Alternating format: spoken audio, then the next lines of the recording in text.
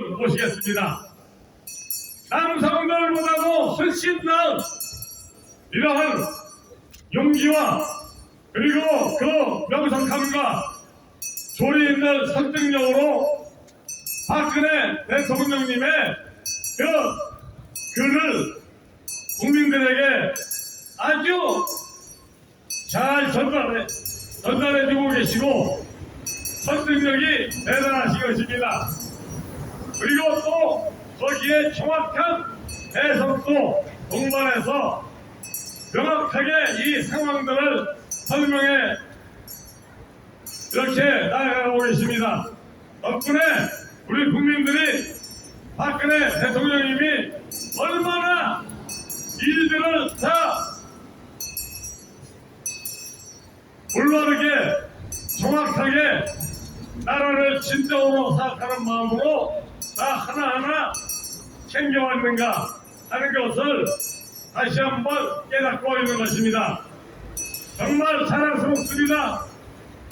우리 대구의 시민 여러분 그리고 특히 전국의 여성분들 우리 김미자 여사님의 그 구국의 말씀을 아주 깊이 명심하고 우리가 다 하나의 마음이 돼서 나라를 살려냅시다. 김미자 여사님을 모시겠습니다. 감사합니다.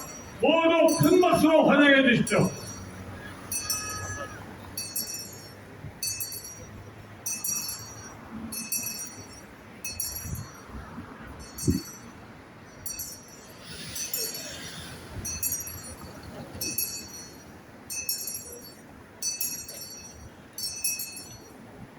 안녕하십니까. 저는 자유대한민국 국민 김미자입니다. 오늘도 박근혜 대통령님 회고록을 읽어드릴 것입니다.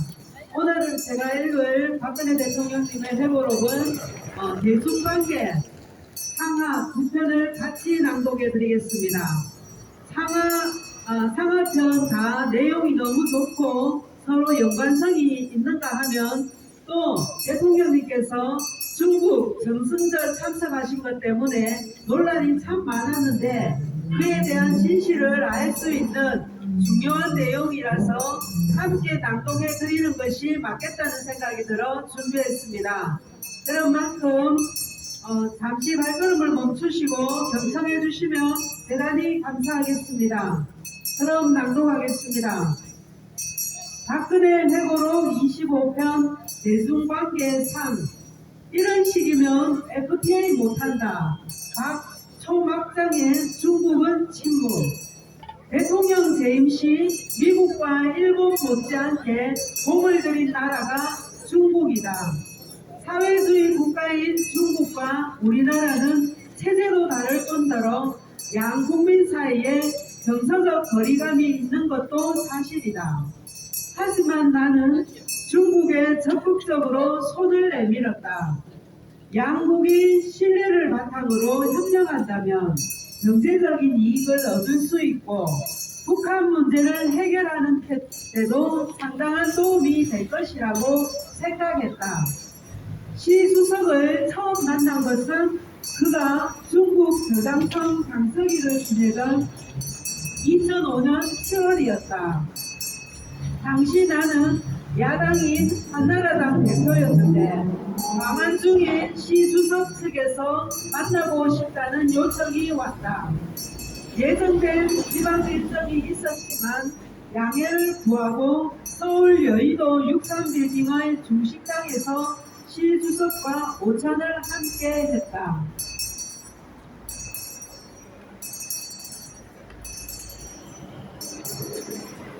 당시 시 주석은 보시라이 중국 상무부장 리커창, 랴오닝, 성 강석이 등과 함께 중국을 이끌 차세대 지도자로 떠오르고 있었다. 시 주석은 한국을 부흥시켰던 새마을운동과 박정희 전 대통령에 대해 자세히 알고 싶다고 적극적으로 관심을 표했다. 식사 자리가 끝난 뒤 동석했던 한 인사는 시석이 씨가 마치 기자가 취재하듯이 새마을 운동에 대해 관심을 표해 놀랐다며 웃기도 했다. 시 주석이 적극적으로 질문한 덕분에 원래 1시간으로 예정된 식사 시간이 2시간으로 늘었고 분위기도 화기애애했다.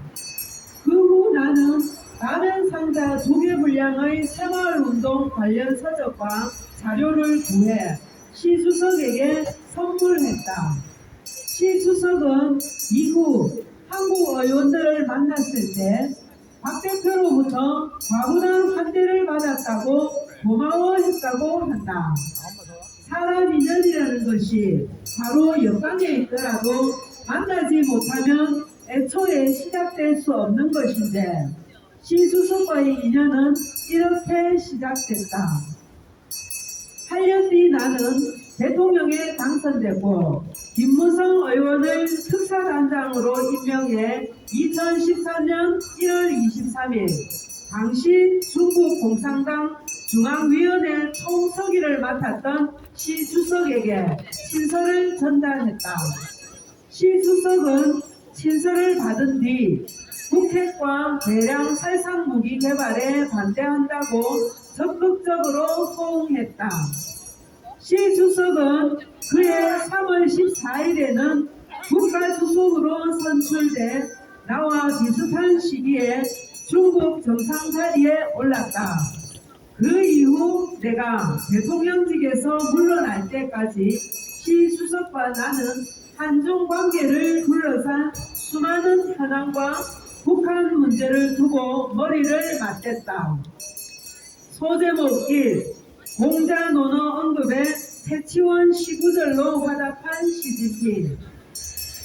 2013년 6월 27일 나는 대통령 당선 뒤 처음으로 중국 베이징을 방문해 시 주석과 정상회담을 했다. 내가 회담 초기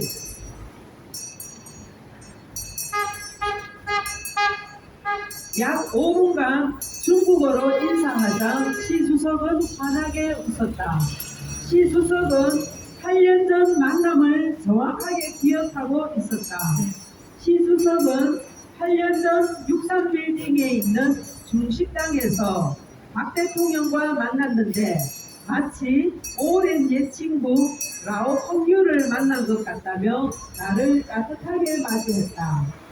본격적인 회담이 시작되자 시 주석에게 북한 핵 문제를 이야기했다.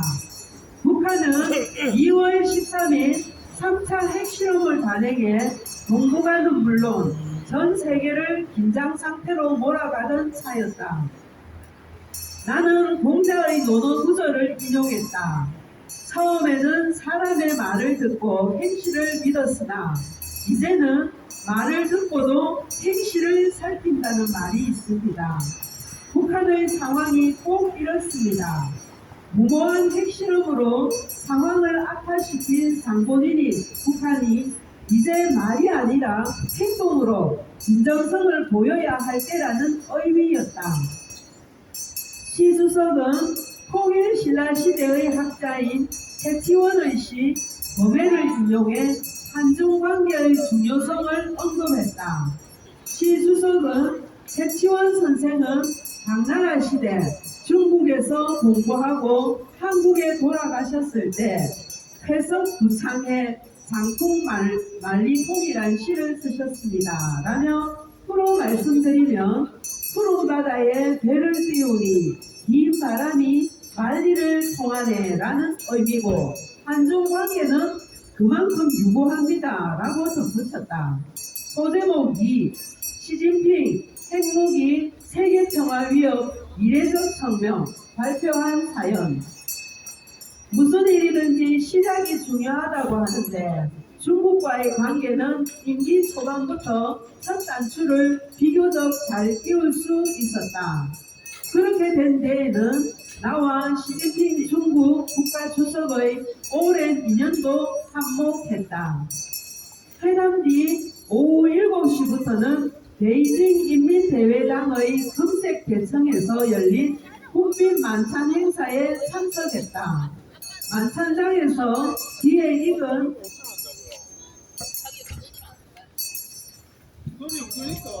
한국 노래가 흘러나와 자세히 들어보니 대선 당시 선거 로고송이었던 가수 해바라기의 그대 내게 행복을 주는 사람이었다.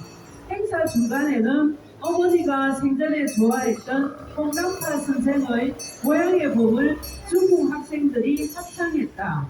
새삼 중국 측의 세심한 배려를 느낄 수 있었다. 다음날 나는 베이징 다오위타이 양원제에서 열린 특별 오찬에서 시 주석에게 북핵과 통일 문제를 언급했다. 첫 술에 배부를 수는 없다지만 시 주석에게 틈날 때마다 이 문제를 적극적으로 언급하고 이것이 한 해 두 해 사이면 중국의 태도 변화를 이끌어 북핵 문제 해결의 실마리를 찾을 수 있다는 기대가 있었기 때문이다. 나는 당시 시 주석에게 이렇게 말했다. 만약 한국이 북한과 통일되면 핵 문제도 자연히 해결되고 동북아 안정에도 한반도가 중요한 역할을 할 수 있습니다. 지리적으로나 경제적으로나 문화적으로나 모두 가까운 한국과 중국도 통일로 인해 더욱 관계가 발전할 겁니다. 시 주석도 북한의 핵 보유를 용인할 수 없고 평화 통일이 필요하다는 인식에 공감했다. 회담 뒤에는 한중 미래 비전 공동성명을 통해 양국은 유관 핵무기 개발이 한반도를 포함한 동북아 및 세계의 평화와 안정에 심각한 위협이 된다는 점에 인식을 같이 했다고 발표했다. 이는 북한의 핵 무장이 중국의 안보에도 위협이 된다는 점을 처음 명시했다는 데 의미가 있었다.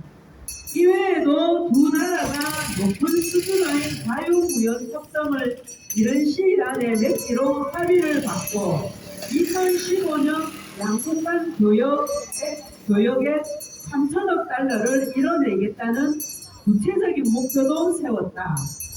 약 1년 뒤인 2014년 7월 3일 시 주석과 부인 평리위안 여사가 한국을 방문했을 때 나는 이때 받은 환대를 보답했다.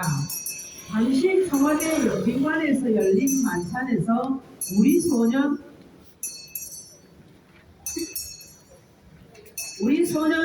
합창단이 희망의 들판에서라는 중국어 노래를 불렀다.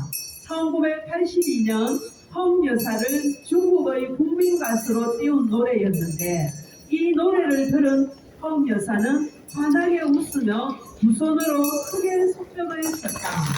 소제목 3. 이런 식이면 한중 FTA 타결 힘들다. 초강수 한발 물러선 중. 내 임기 중 중국과의 관계를 이야기할 때 빼놓을 수 없는 것이 한중 FTA 타결이다. 나는 2014년 11월 10일 중국 베이징에서 열린 한중 정상회담이 끝난 뒤 시 주석과 함께 FTA 협상 타결을 공식 선언했다. 한국은 쌀과 쇠고기, 중국은 자동차와 액정 표시장치 LCD 등 예민한 품목을 자유화 대상에서 제외하기는 했지만 글로벌 경기 침체와 저성장 위기 속에 양국이 FTA를 맺은 것은 큰 의미가 있었다. 내수시장이 크지 않고 대외 무역 의존도가 높은 한국의 상황을 고려하면 한중 FTA가 경제 도약의 기회가 될 것이라는 기대도 컸다. 하지만 협상이 타결되기까지의 과정은 순탄치 않았다. 협상 타결 한 달 전인 10월 16일 제10차 아시아 유럽 정상회의 아셈 참석차 이탈리아 밀라노를 방문했을 때 리커창 중국 총리와 회담했는데 FTA를 놓고 팽팽한 긴장감이 흘렀다. 당시 리커창 총리는 강한 어조로 이렇게 요구했다. FTA를 위해서는 한국 농산물 시장의 개방이 꼭 이루어져야 합니다.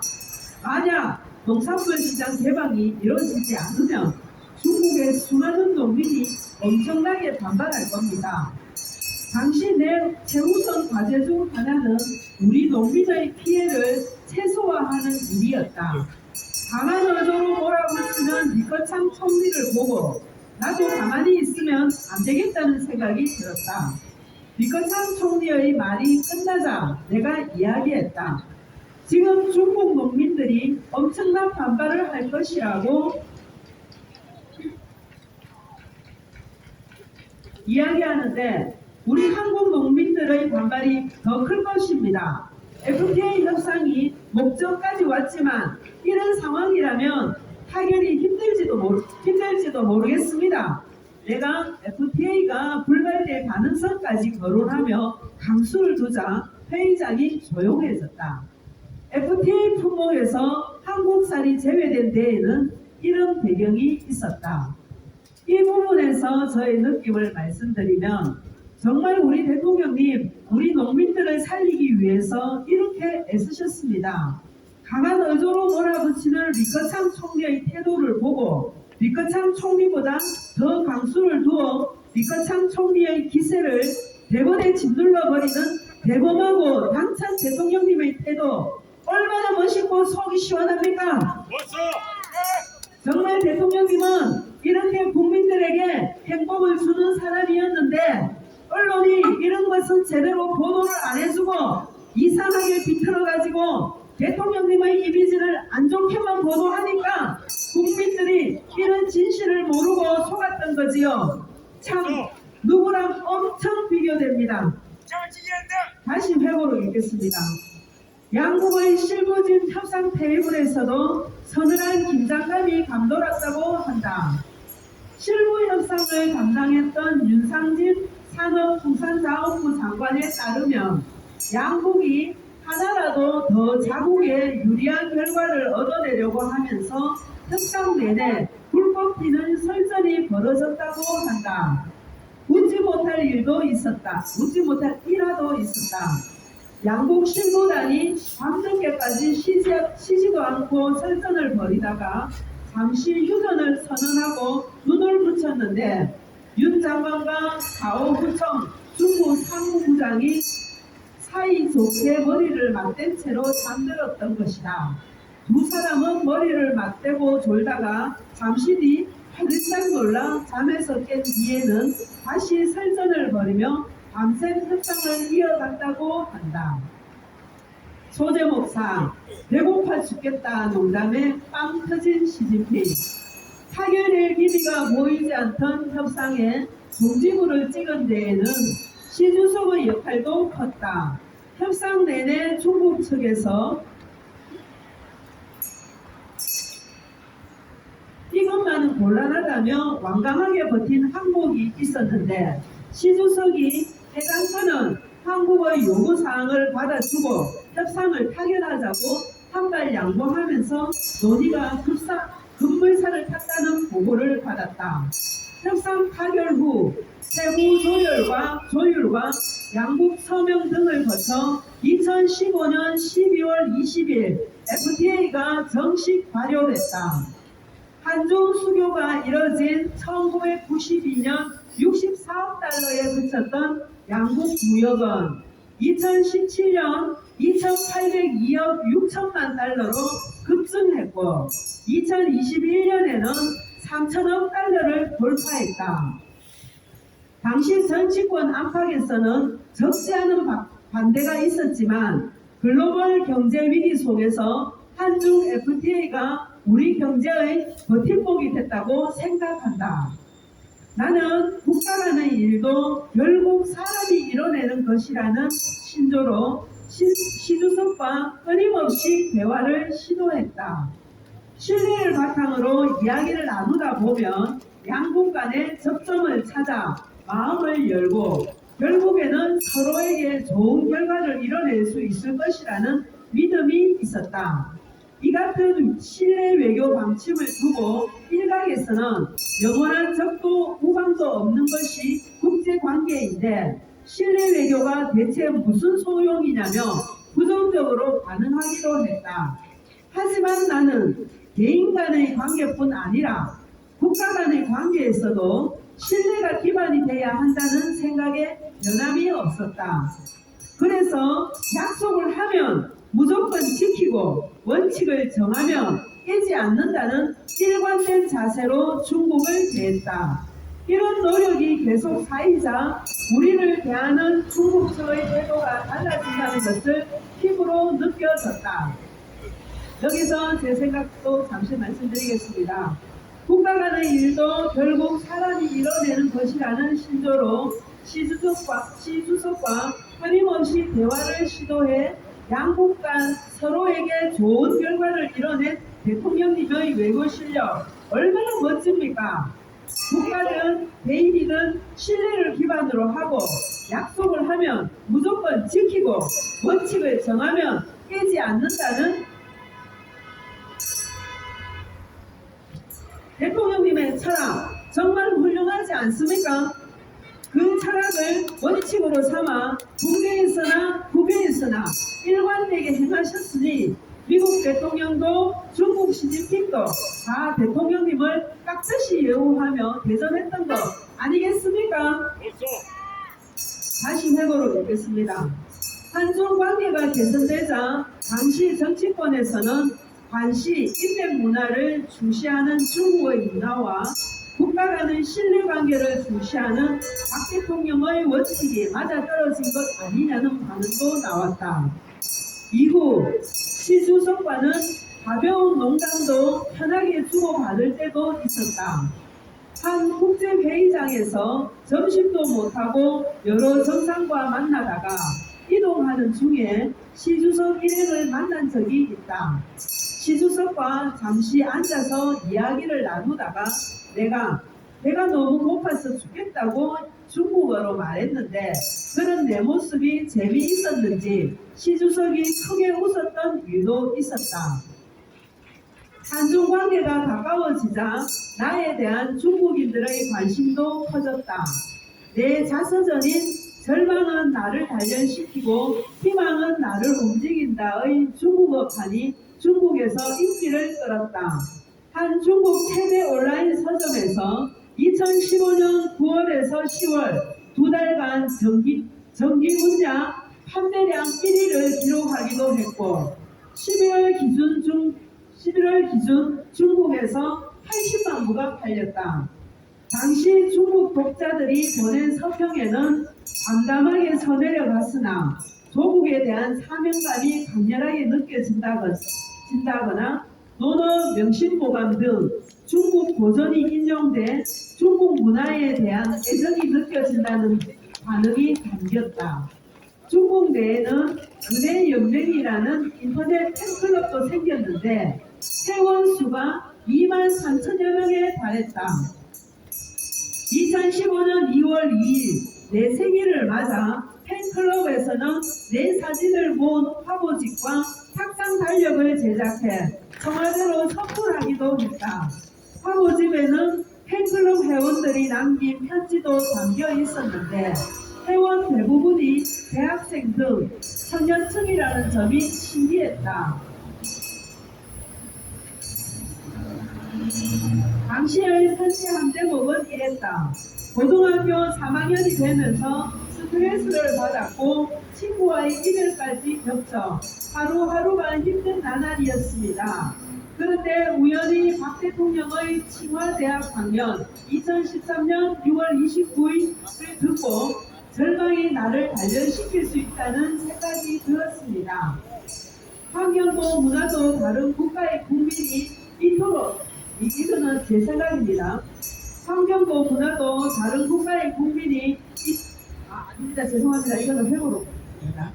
환경도 문화도 다른 국가의 국민이 이토록 나를 응원해 주는 것을 보고 가슴 한쪽이 따뜻해졌다. 얼마 전 대구시 달성군 사저로 들어와 짐을 정리하는데 당시 중국 팬들이 보내준 화보집을 보고 오랜만에 옛 기억을 떠올리며 미소를 지었다. 이 부분까지 읽고 제 생각을 또 잠시 말씀드리고 이어가겠습니다. 환경도 문화도 다른 국가의 국민이 특히 젊은이들이 그네 연맹이라는 팬클럽을 만들어 대통령님을 이토록 응원해 주었는데 진짜 대한민국 국민과 청년들은 언론들의 거짓 선동에 휘둘려 어떻게든 국민들의 행복한 삶을 위해 애쓰시는 대통령님을 불법으로 감금시키도록 도왔으니 대한민국 국민들의 어리석음이 복을 찾습니다. 그에 대한 대가로 문재인이라는 간첩이요 범죄자 치하에서 살면서 2020년武汉폐렴 사태를 빌미로 신체 관리의 자유를 뺏기는 일을 겪어야 했지 않습니까? 무리한 일은 아직 계속 연장선에 있는데 국민들은 불법에 동참한 자를 대통령으로 뽑아놓고 정권 교체했다고 이제 나라가 바로 되어가고 있다고 춤을 추며 착각에서 벗어나지 못하고 있으니 안타깝기가 그지없습니다. 국민들이 이런 착각에서 하루속히 벗어나 우리의 진짜 대통령이 누구인지를 제대로 인식하는 것이 자유 대한민국이 진정으로 회복되는 날이 될 것입니다. 하지만 하나님의 보호하사 그 날이 이제 곧 다가오리라 믿습니다. 박근혜 회고록 26 대중외교 하 중 정승절 때 구석에 밀려난 후 세용에는 나와 눈 마주치자. 한중 관계가 개선되면서 다양한 민감한 문제를 해결하기도 했다. 탈북자 북송 문제를 시진핑 주석과 대화로 풀어낸 비화도 있다. 2014년 11월 중국 베이징에서 아시아 태평양 경제협력체 APEC 정상회의가 열리기 직전인 10월 31일 중국에서 라오스로 국경을 넘으려던 탈북자 11명이 중국 원낭성 푸핑에서 붙잡혔다. 체포된 탈북자 중에는 7살 아동도 있었는데 이대로는 북송당할 위기였다. 어린아이까지 북한으로 되돌려 보내진다면 얼마나 끔찍한 일을 당할까 하는 생각에 마음이 편치 않았다. 이 문제는 시 주석과 이번 기회에 직접 이야기하지 않으면 안 되겠구나 하는 생각이 머리를 스치고 지나갔다. 11월 10일 APEC 정상회의에 참석한 나는 시 주석에게 잠깐 따로 이야기를 나눌 수 있으면 한다고 알렸다. 그 후 중국 측에서 마련해준 별도의 방에서 시 주석에게 탈북자 이야기를 꺼냈다. 탈북자 11명이 지금 중국에 억류되어 있는데 이들 대부분이 가족이고 심지어 7살 난 어린아이도 있습니다. 이들이 이대로 북송되면 대체 어떤 일을 당하겠습니까? 탈북자 문제는 북한과의 관계도 걸려있는 예민한 사안이었지만 시 주석은 진지하게 나의 말을 들은 후 결국 고개를 끄덕였다. 회담 이후 중국 정부는 탈북자 전원을 석방해 한국으로 인도했다. 그간 탈북자 북송 문제로 마음 한편이 늘 편치 않았는데 석방했다는 소식을 듣고 오랜만에 안도했다. 여기서도 잠시 제 생각을 말씀드리고 또 넘어가겠습니다. 탈북자들을 한 동포로서 생각하는 대통령님의 따뜻한 마음이 고스란히 담겨있는 부분이었습니다. 탈북자도 같은 피를 나눈 한 동포이기에 대통령님은 중국에 억류되어 있는 그들을 방관할 수 없었던 것이지요. 대통령님은 대한민국 국민뿐 아니라 북한 주민들도 똑같이 사랑하심을 잘 보여주는 대목이었습니다. 반면에 문재인은 살기 위해 목숨을 걸고 우리나라에 건너온 북한 주민을 눈을 가리고 입을 막고 호승줄로 꼭꼭 묶어서 북한으로 보냈습니다. 그렇게 그들이 북한으로 보내지면 어떻게 될지 뻔히 알면서도 말입니다. 정말 비교돼도 너무 비교되지 않습니까? 소제목 1. 핵실험 움직임 속 북중 균열 전승절 참석 결심. 여기서부터는 대통령님께서 정승절 행사에 참석하게 된 동기와 또 그곳에 가서 어떤 성과를 내셨는지에 대해 잘 나오니까 귀를 쫑긋하고 들으시기 바랍니다. 해고로 읽겠습니다. 하지만 중국과의 관계에서 국민에게 가장 강렬한 인상을 준 것은 내가 2015년 9월 2차 세계대전 종전을 기념하는 중국 정승절 70주년 기념 행사에 참석한 일일 것이다. 당시 전 세계 민주주의 국가 중에서 정승절 행사에 참석한 국가는 한국이 유일했기 때문에 세계의 이목도 집중됐다. 한국 대통령의 전승절 참석은 처음 있는 일이었다. 전승절 기념 행사를 앞두고 중국 측은 몇 달 전부터 박 대통령이 꼭 참석했으면 좋겠습니다고 수차례 요청했다. 나는 신중히 고심했다. 한국과 중국의 관계는 특별했다. 지정학적으로 가까울 뿐 아니라 경제 및 북핵 문제에서 협력을 이어나갈 필요가 있었다. 무엇보다 당시 중국과 북한의 사이가 점차 멀어지면서 균열이 생기고 있었다.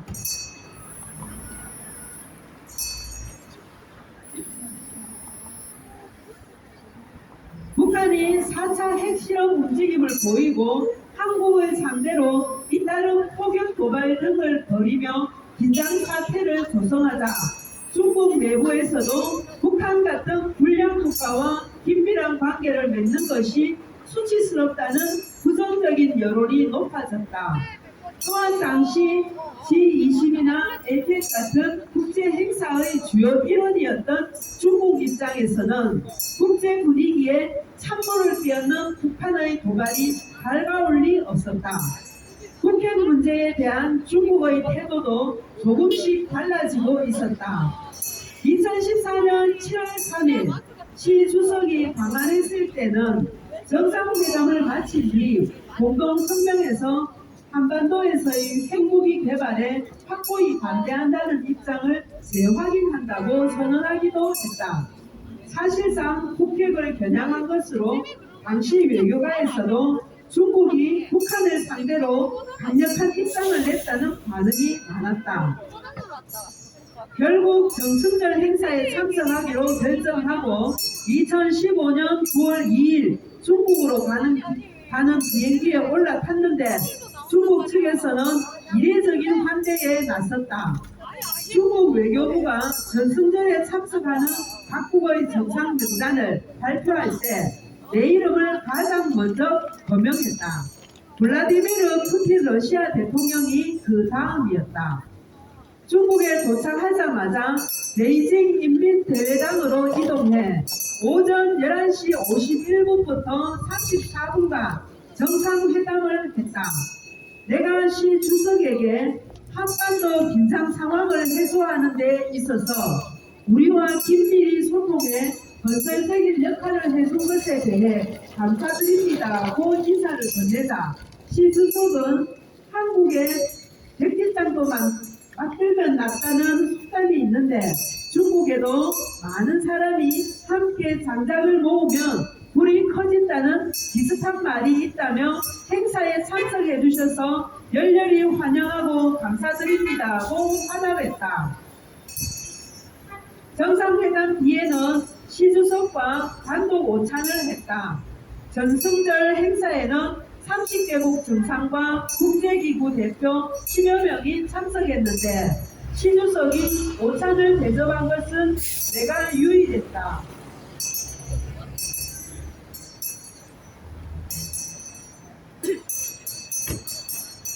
중국 측은 오찬에 참석해달라고 요청하면서 타국 정상들과의 관계도 있으니 전승절 행사 당일까지 보안을 지켜주십시오라고 당부하기도 했다.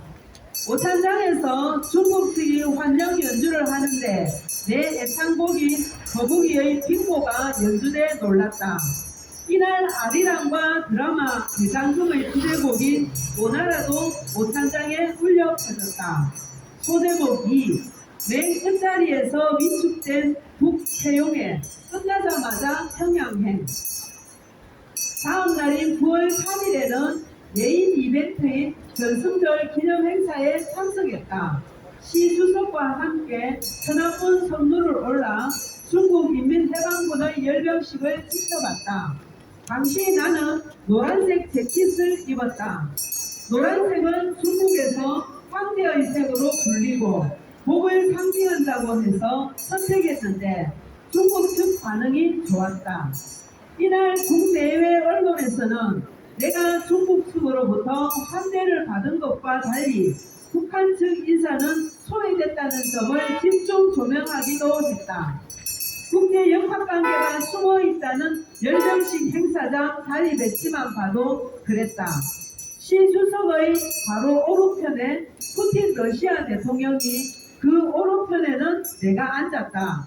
반면 김정은 당시 북한 국방위원회 제1위원장은 아예 행사장에 참석하지도 않았고 대신 참석한 최용해 북한 노동당 비서는 오른쪽 맨 끝자리에 앉아서 제대로 보이지도 않았다. 기념사진을 찍을 때도 나는 첫째 줄에서 시 주석과 평리 위안 여사의 오른쪽에 섰는데 최용해 비서는 두 번째 줄 맨 오른쪽 끝으로 밀렸다. 북한 측 인사들은 행사 내내 위축되고 고립돼 보였다. 행사가 본격적으로 시작되기 전 리셉션장에 앉아있는 최용해 비서와 눈이 마주쳤다. 말없이 가볍게 고개를 숙여 인사하자 최용해 비서도 내게 인사했다. 그는 시 주석과 단독 면담도 하지 못한 채 행사가 끝난 뒤 평양행 비행기에 올랐다고 한다.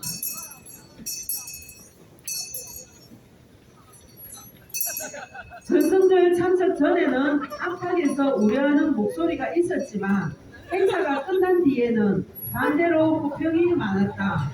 한 달 뒤인 2015년 10월 16일 미국을 방문했을 때도 버락 오바마 대통령은 내게 적극적인 지지를 보냈다.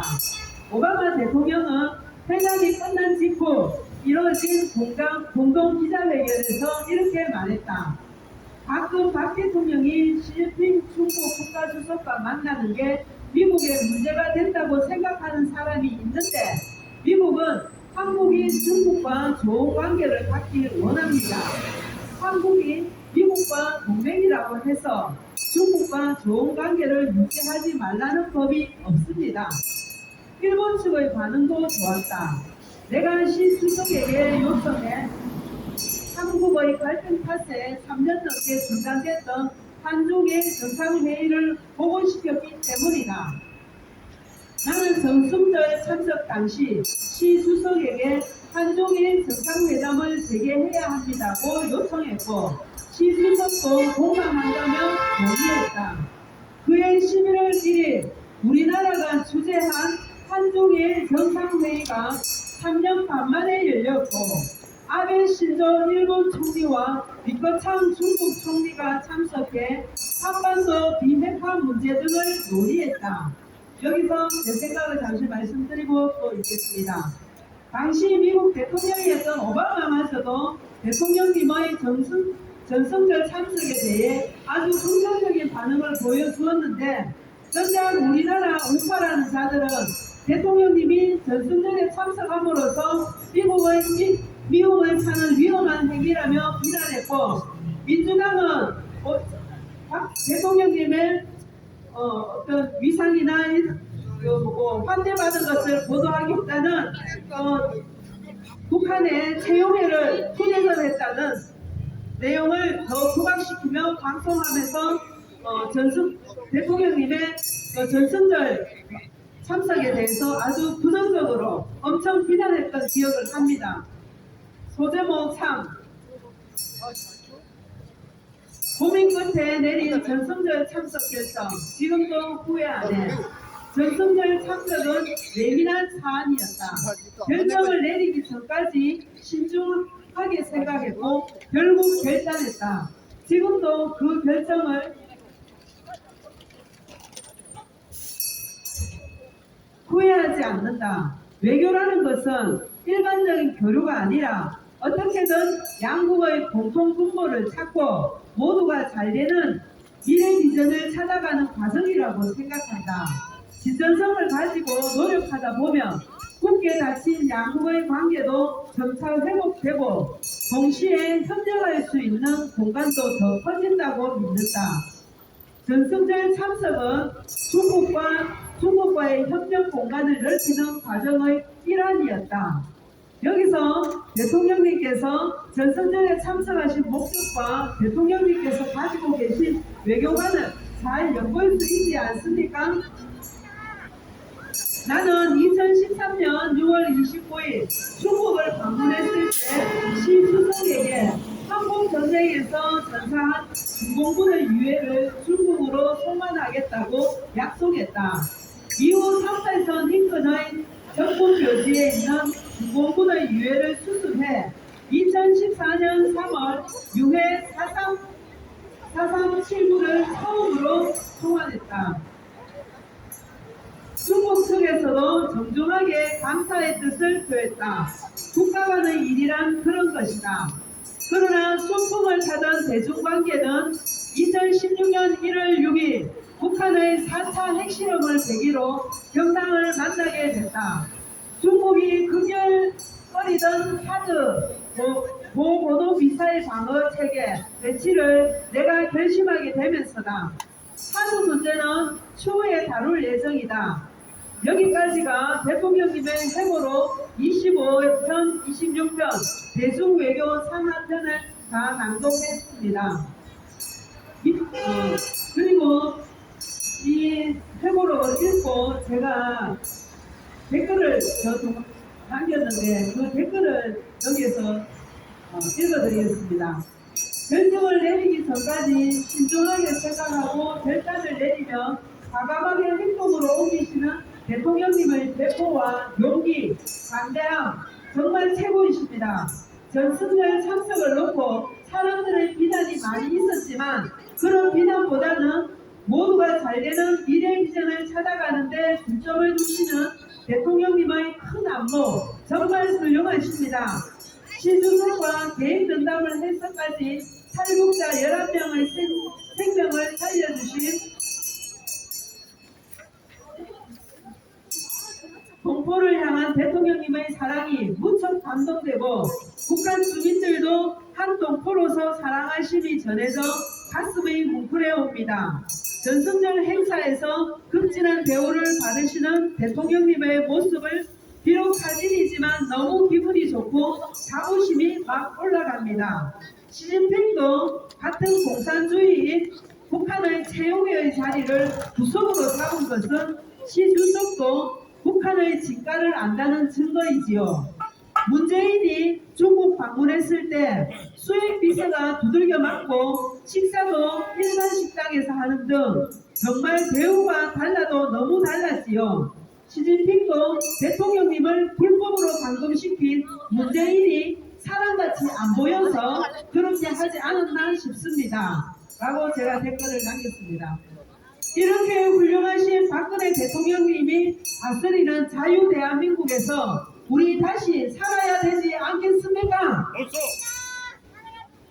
대한민국의 헌법상 합법적이고 정당성이 있는 진짜 대통령은 박근혜 대통령님이십니다. 박근혜 대통령님은 전 대통령이 아니라 현직 대통령님이십니다. 박근혜 대통령님 만세! 자유 대한민국 만세!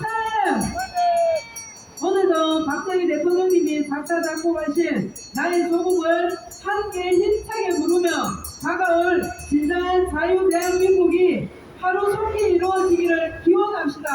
이상입니다. 감사합니다.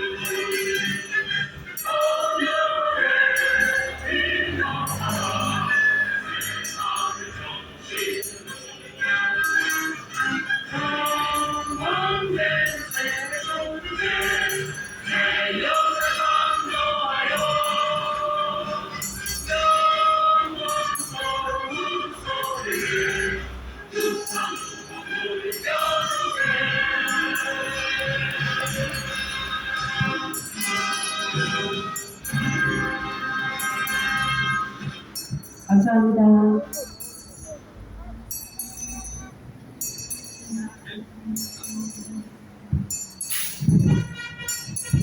아유, 예, 감사합니다.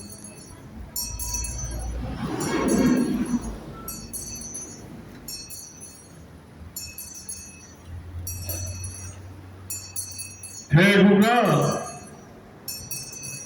정말 자부해야 될 이러한